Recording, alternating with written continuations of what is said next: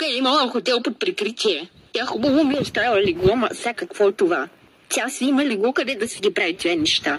Ето е рецепцията. Ало, бабо, къде си? Ето бе, Гранушка, как си, ма ти тук много си се обзавела. Оня Христос за това ли го похарчи, за този грозен хотел, омаза слоена навсякъде. Оле, ма това съм сорина, бе. Като гостинка на хотела трябва да си напиша YouTube името, което нямам, но все пак. Спаска Гранушкова. Готово. О, мата няма други гости, освен мен. Да, забравих. Ти нямаш други приятели. Сега поправиш как така си минала през шкафа, бе, ако щеш още малко в газа ми влизне. Тия клещи ще ги взема